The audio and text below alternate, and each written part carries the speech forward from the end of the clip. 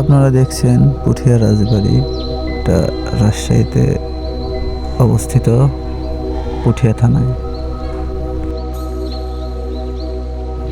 এই রাজবাড়ি থেকেই পরিচালিত হতো এই রাজ্য।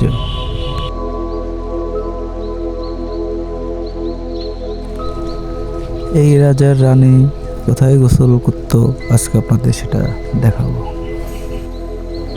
এসব পুরনো জায়গা, গাছ গাছাড়া, পুকুর, এগুলো দেখলে বোঝা যায় আসলে সেই সময় রাজরাজারা যেমন প্রভাবশালী ছিল, ঠিক তেমনই তার রানীদের জন্য উচ্চবিলাসী শৌখিনতা প্রকাশ পায়।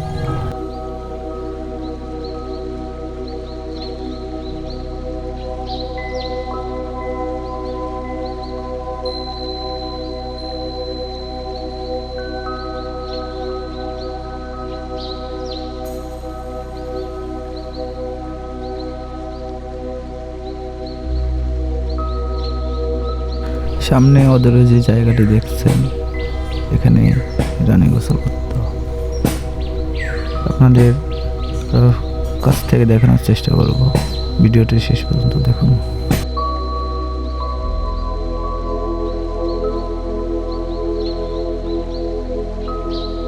সামনে যে ইমারতটি দেখছেন, সম্ভবত এখানে তারা তাদের গোসল শেষে কিছুক্ষণের জন্য বিশ্রাম করত।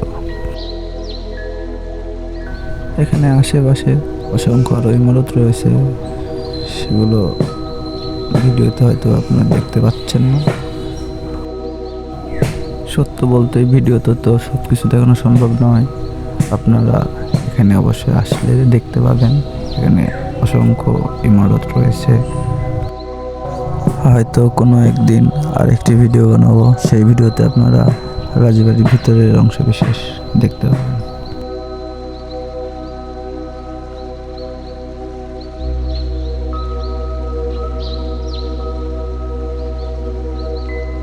এখানে এখনো সবকিছু রয়েছে, ইমারত, দালান কোঠা, নদী নালা,